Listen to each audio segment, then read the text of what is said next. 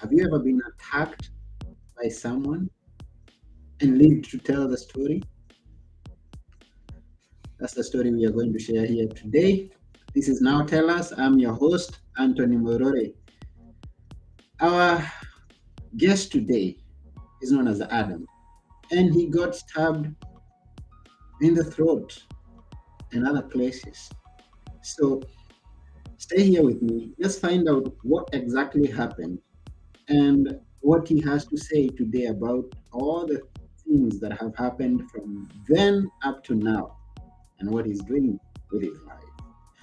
I don't want to take one more minute. All I ask you is to share this episode with all your friends. If you have a question, please ask. If you have a comment, we appreciate feedback. So we'll be glad to see your comment. And now, let's go and meet Adam. Here we go.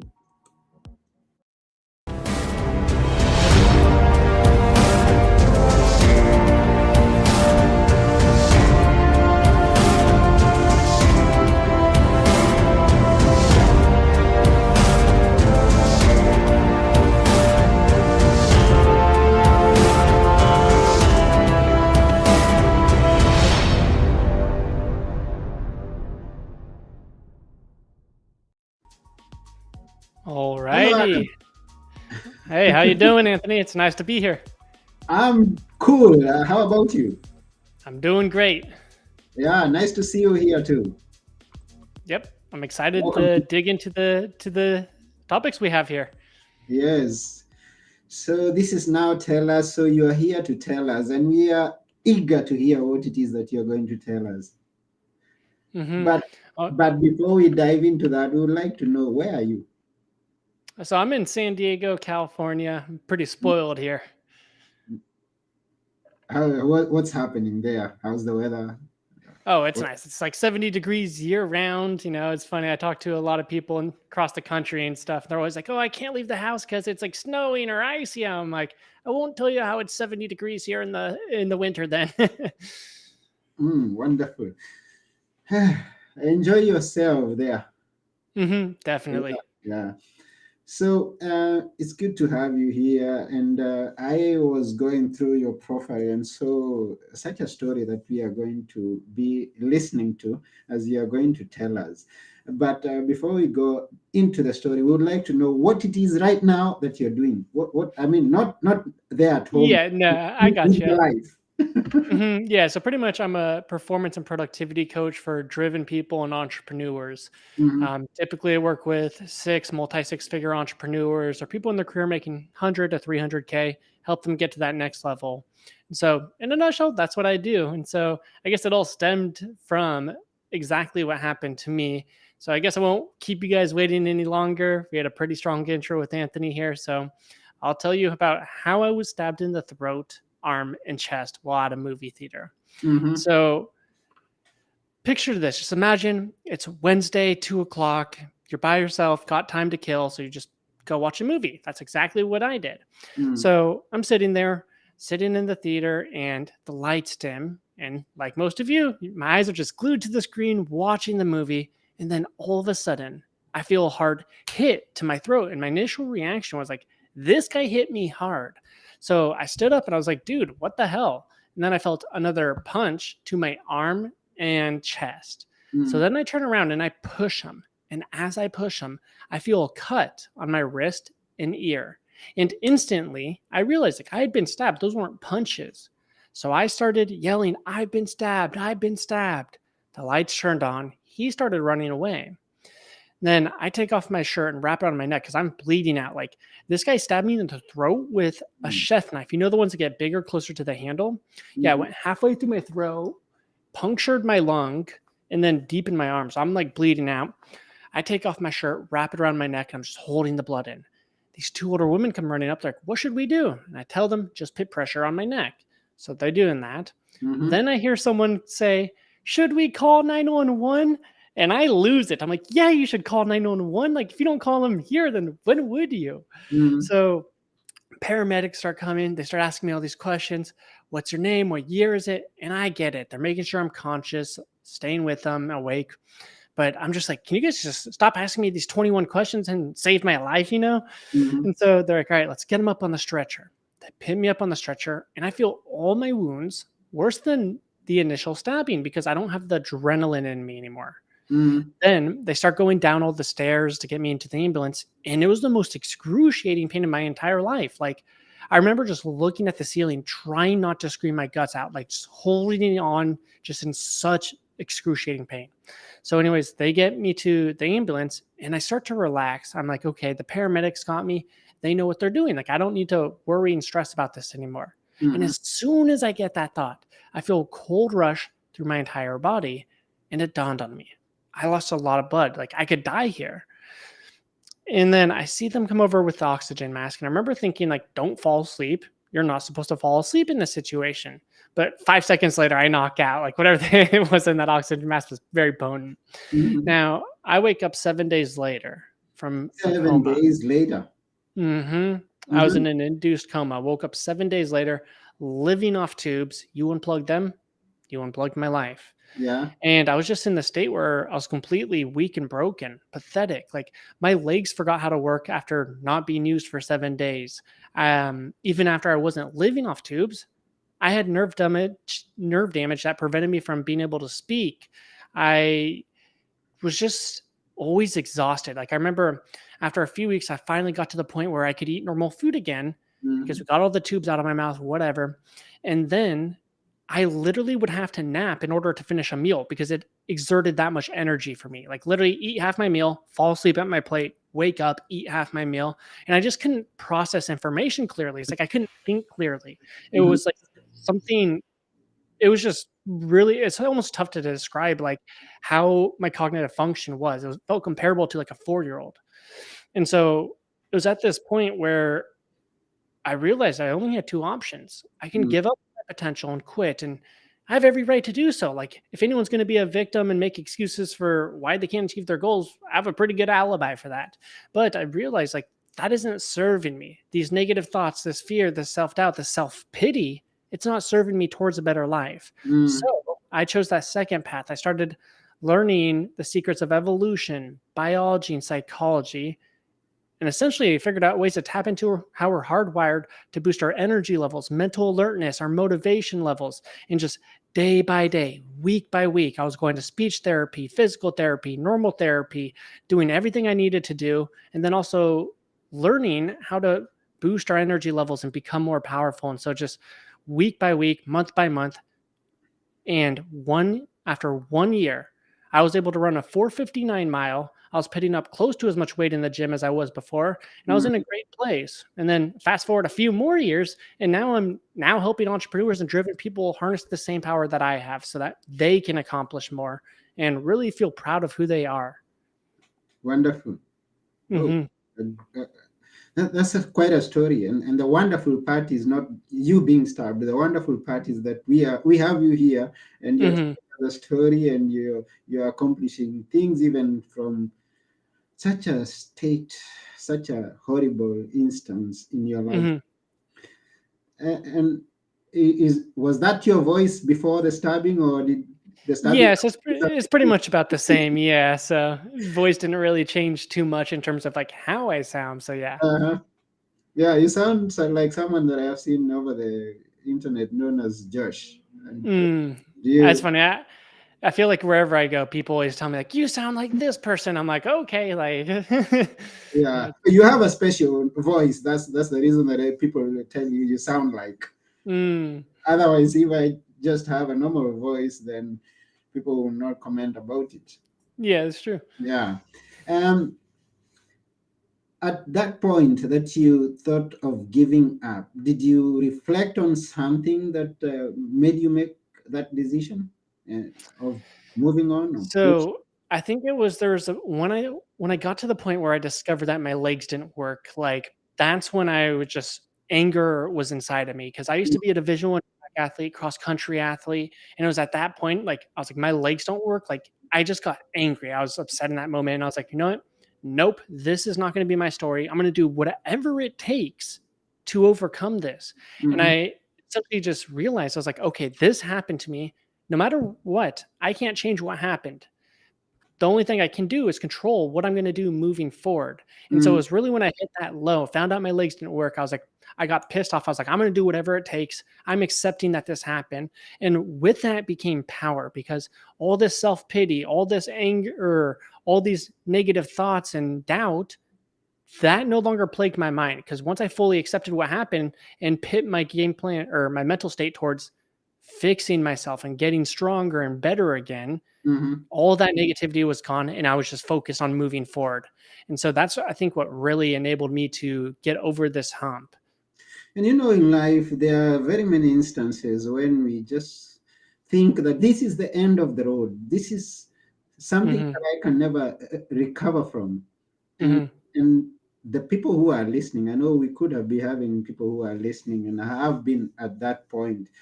What would you tell them at this moment?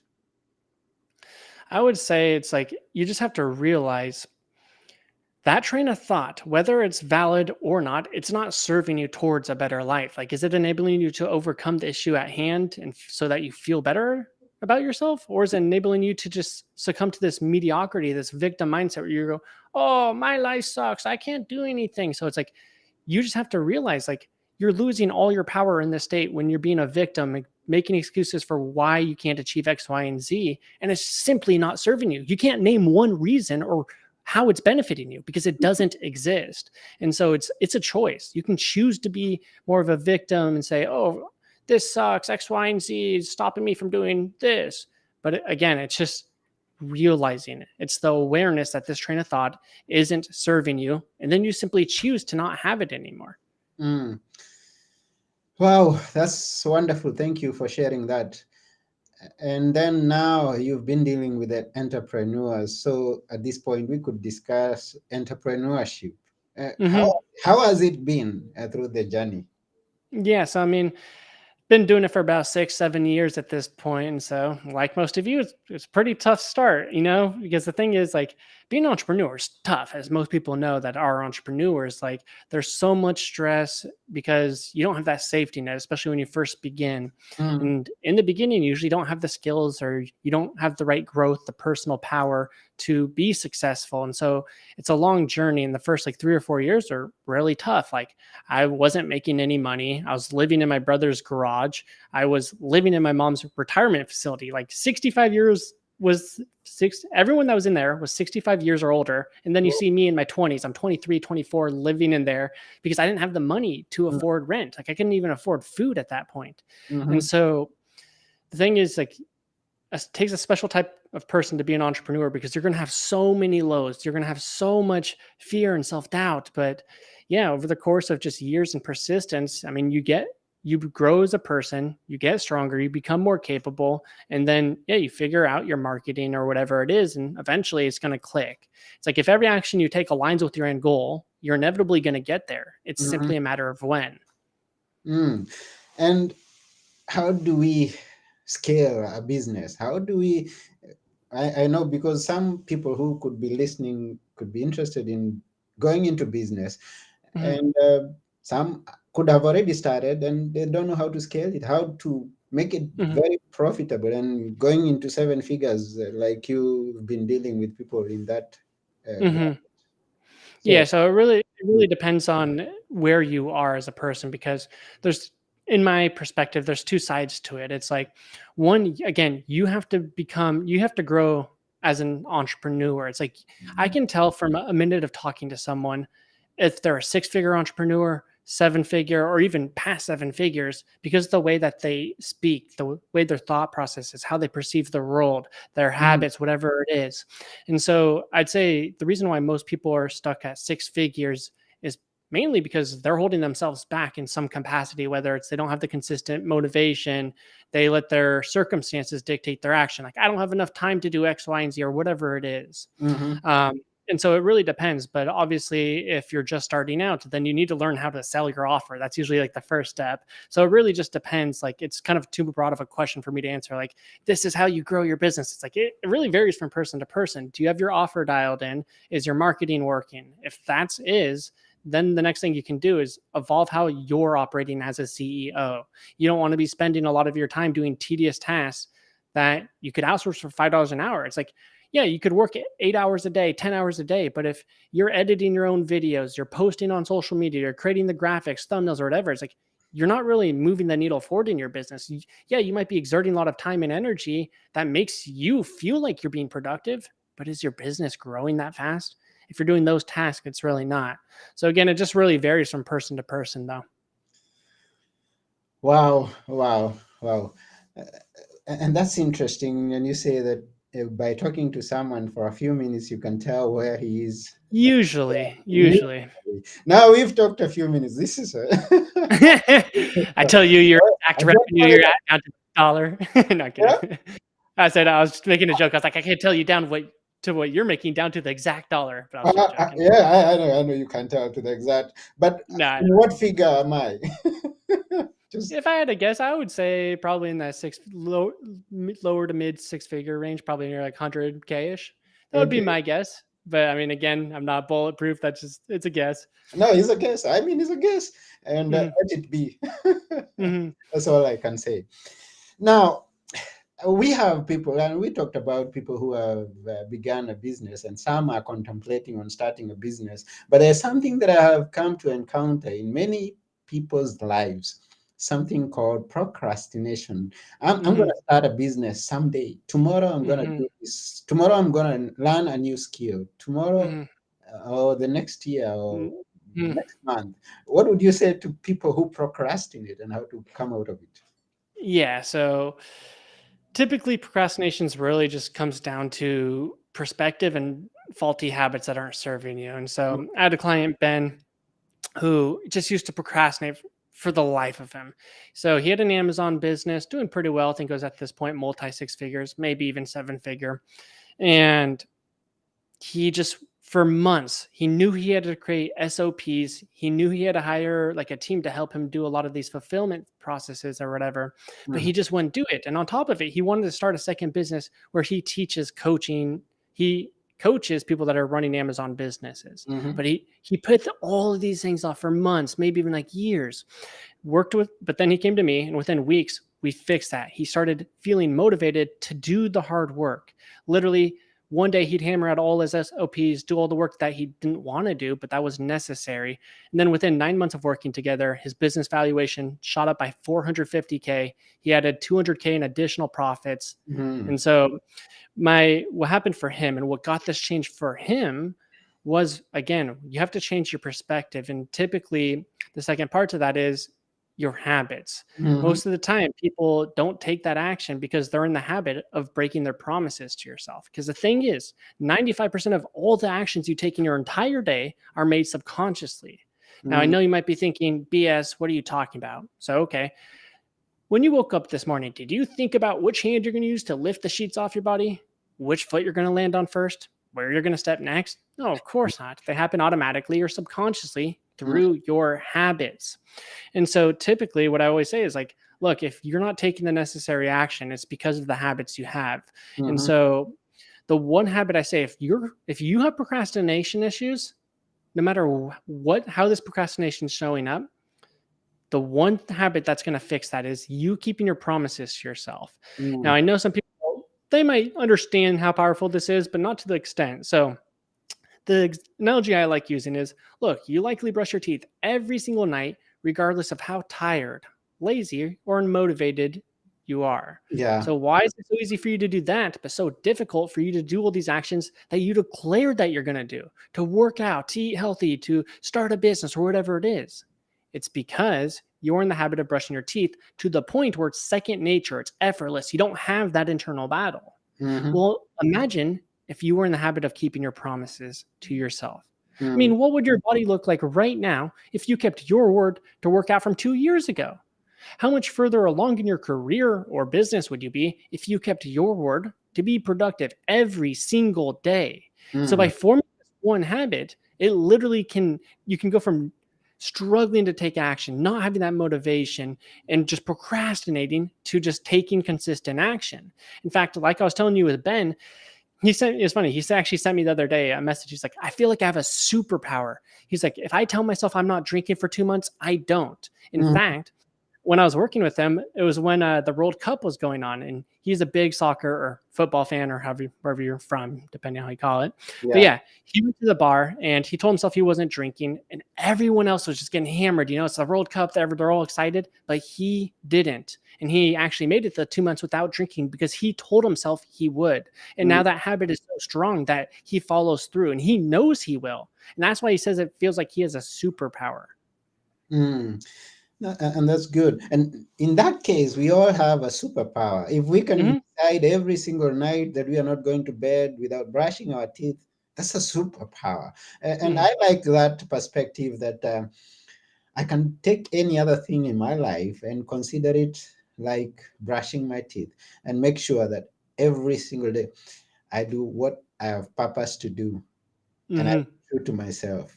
Hmm. Yeah, that's a good way of doing things. Yeah, definitely. It's sometimes easier said than done, but yeah, if you can do it, it's extremely powerful and it will transform your life. Yeah, yeah, thank you for that. At this point, let me thank every person who's watching us or listening to us, whatever it is that you're tuned to. And yes, Dolch, thank you very much on TikTok. And we are live on TikTok, Facebook. Oh, nice. And thank you very much for coming on and being with us. So we keep going. And you talk about is not as easy as it sounds. How difficult has it been for some of your clients? Which has been your worst one that you've worked with? So funny enough, so I'd Mhm. say Ben was probably one of the worst clients I had, and I only say that like I enjoyed working with him, so don't get me wrong. I'm just Yeah, using the term you used, but I would say that he was the most difficult client because it took him a few weeks to get to that point for him to really embrace what I was saying. But to your point, there's different strategies that you can use or deploy to form that habit a little bit easier. And so this is kind of one of the mistakes that most people do. They feel motivated in the moment and they make these gigantic declarations to themselves. So I'm going to work out every single day for a year. I'm going to read for 45 minutes a day or whatever it is. But what happens is eventually that motivation fades. yeah. And then now they're stuck with this big task that's very difficult to do because it seems like a lot mentally. You're like, oh, you have to jump through all these mental hurdles, right? So Hmm. what we do is we start with smaller changes so Mm, that you're more successful when to sticking to your habit or your word. And so, for example, don't declare to yourself that you're going to read for 45 minutes because if you're unmotivated, it's going to be hard to do it for 45 minutes or bring yourself to do it for 45 minutes. yeah. So instead, declare that you're going to read for 1 minute a day. And then what happens is, even if you're feeling unmotivated, it's easy to read for a minute a day. So you actually do it. And the key here is you're actually keeping your promises to yourself. Like that's ultimately what you need to do. Because if you give yourself 5 to 10 different small tasks, Mm, read for 1 minute a day, go for a walk for 2 minutes, meditate for 1 minute or whatever it is, at least you're keeping your word to yourself. And mhm, after 30 days, 60 days of doing this, it becomes with less resistance. You effortlessly keep your promises to yourself, even when it is the larger ones. mm. Like Ben, for example, the guy used to struggle to even like work out or eat healthy.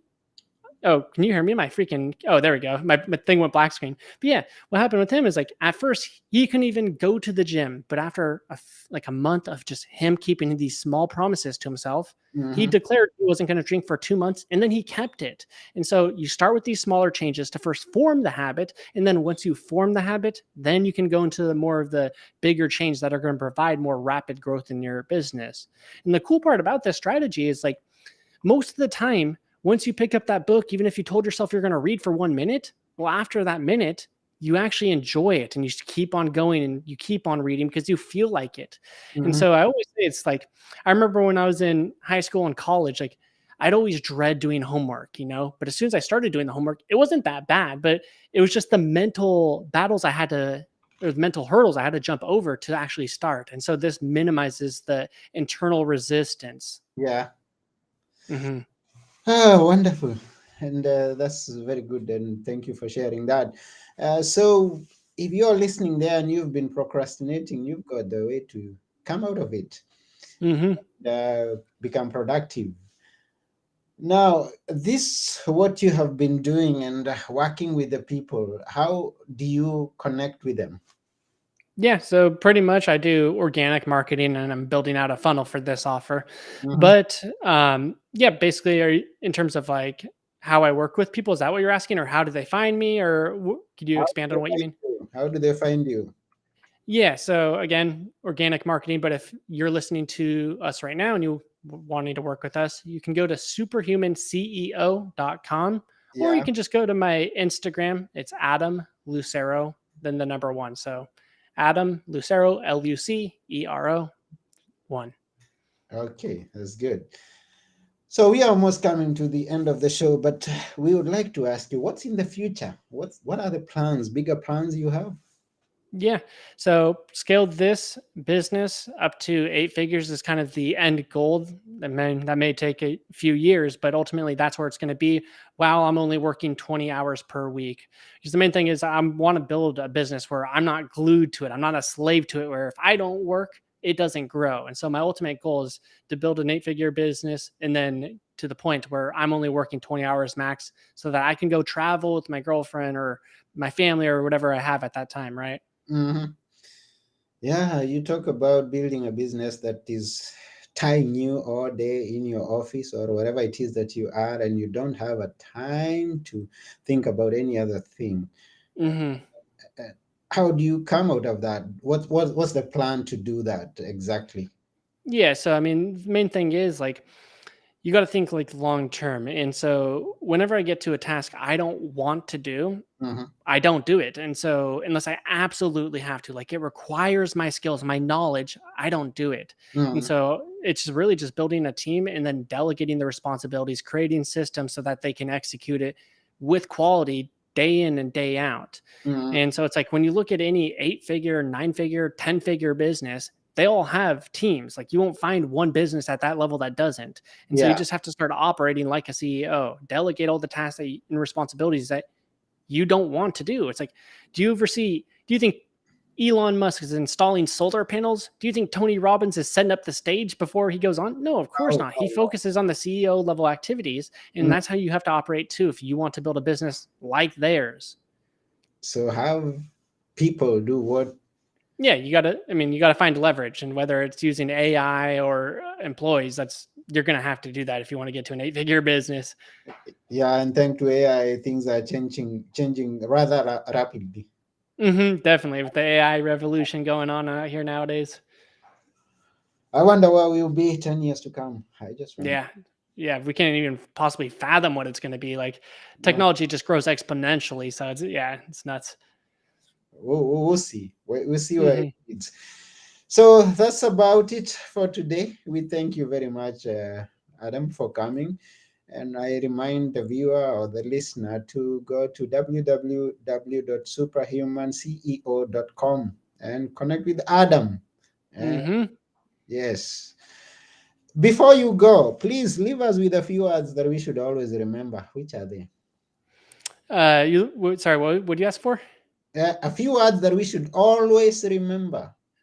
You create your habits, then your habits create your life. That's a good one. Hmm.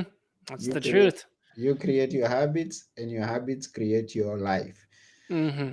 So if you're in a place that you don't like, you can always move from there to where you like, but it comes from creating the right habits that are going to drive you to that direction. That's a beautiful way to put it. Yeah, thank you. This has been Now Tell Us. We thank all the viewers, all the listeners. Thank you for taking your time. Even if you're watching the replay, you can always leave R in the comments to say that you're watching the replay. And we appreciate you. Thank you. It was nice being here. Yeah, thank you very much, Adam. We appreciate your presence. This has been Now Tell Us. I've been your host, Anthony Moirore. And together with our guest today, Adam Russello, we are saying bye for now. Bye. Catch you guys later. Yeah, bye.